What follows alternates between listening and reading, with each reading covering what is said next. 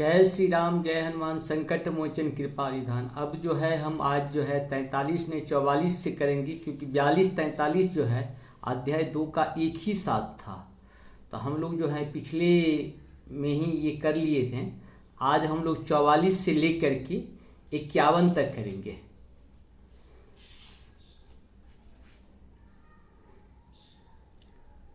भोगेश्वर्य प्रसक्तानां तया पद्धत्यचेतसां व्यवसायिकत्वा का बुद्धि समाधो न विद्यते। अर्थात जो लोग इंद्रिय भोग तथा भौतिक ऐश्वर्य के प्रति अत्यधिक आसक्त होने से ऐसी वस्तुओं से मोहग्रस्त हो जाते हैं, उनके मनों में भगवान के प्रति भक्त का दृढ़ निश्चय नहीं होता।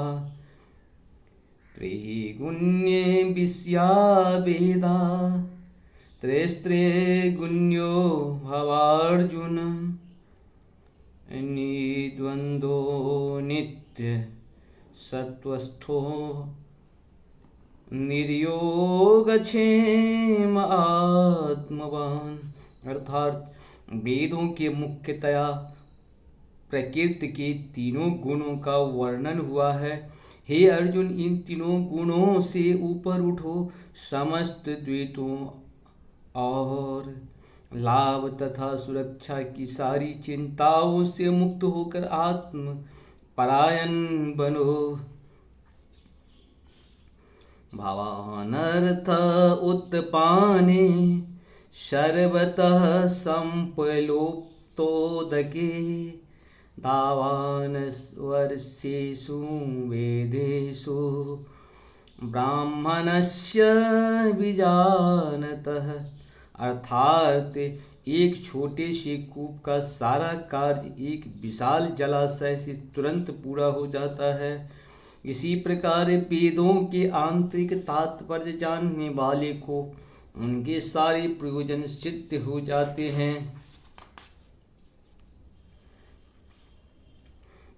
कर्मण्येवाधिकारस्ते मा फलेषु कदाचन मा कर्मफले हेतुर्भूर्मा ते संगन सत्वकर्म।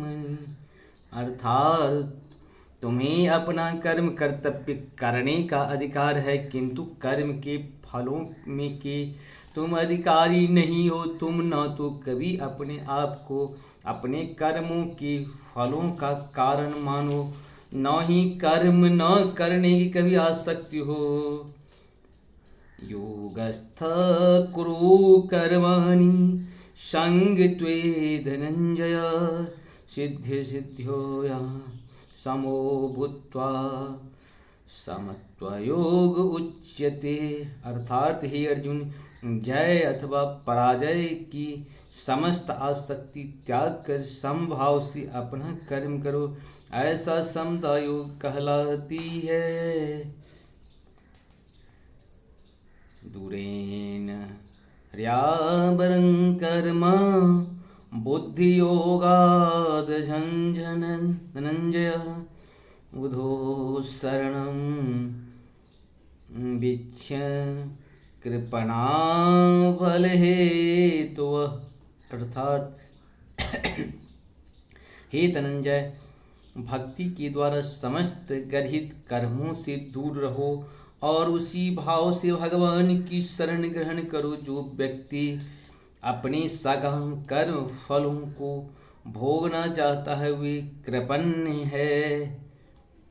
बुद्धियुक्तो जहाति उभे सुकृत दुष्कृते तस्माद् योगाय युज्यस्व योगः कर्मसु कौशलम्।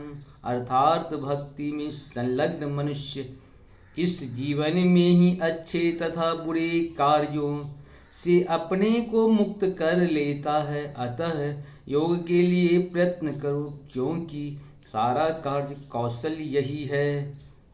कर्मजं बुद्धि युक्ता हि फलं त्यक्त्वा मनीषिणः जन्म बंधन विनिर्मुक्ताः पदं गच्छन्त नाम्यम्। अर्थात इस तरह भगवत भक्ति में लगे रहकर बड़े बड़े ऋषि मुनि अथवा भक्तगण अपने आप को इस भौतिक संसार में कर्म के फलों से मुक्त कर देता है। इस प्रकार वे जन्म मृत्यु के चक्र से छूट जाता है और भगवान के पास जाकर उस अवस्था को प्राप्त करते हैं जो समस्त दुखों से परे हैं। यहाँ पे भगवान श्री कृष्ण ये कह रहे हैं कि देखो अर्जुन, तुम्हारे पास कोई विकल्प नहीं है, तुम्हारे पास एक ही विकल्प है, युद्ध के सिवा तुम्हारे पास कोई विकल्प नहीं है और तुम्हारा यही कर्म भी है। अगर कर्म तुम करो और इसमें तुम जय पराजय का ध्यान में रख के कर्म मत करो। जय भी होगा तो पर भी तुम्हारा यश है और पराजय भी होगा तो पर भी तुम्हारा यश है, क्योंकि एक कर्म करो। तुम कर्म जब भी करना चाहिए मनुष्य को, इसमें फल की चिंता को ध्यान में रख के नहीं, कर्म हमेशा निष्काम करना चाहिए और आप इस निष्काम कर्म को करो और फल की चिंता मत करो। भगवान इस तरह से जो है कहते हैं और हम चाहते हैं कि आप गीता के पाठ अपने भी सुने और अपने बच्चों को ज़रूर सुनाएं, क्योंकि अगर बच्चा इसको सुनेगा तो उसको बहुत सारी ज्ञान गीता से रिलेटेड होगा और वो अपने कर्म पथ पे आगे बढ़ता जाएगा। क्योंकि हमको लगता है विश्व में ऐसा कोई ग्रंथ नहीं है जो गीता है। गीता जितने भी वेद हैं सबका निचोड़ चीज़ है। जितने भी इससे पहले जितने भी शास्त्र बने हैं वो सबका निचोड़ है गीता, और भगवान के मुख से कहा हुआ गीता है। ये किसी व्यक्ति के द्वारा नहीं कहा गया है, भगवान श्री कृष्ण के द्वारा कहा गया है। जो पृथ्वी से पहले भी थे, पृथ्वी के बाद भी रहेंगे और पृथ्वी है वो कण कण में समाहित है भगवान कृष्ण, उन्हीं के मुख से कहा हुआ गीता है। तो हम लोग स्वयं भी सुने और अपने बच्चे को सुनाएं। इसी के साथ हम अपनी बात को विराम देते हैं। नमस्कार।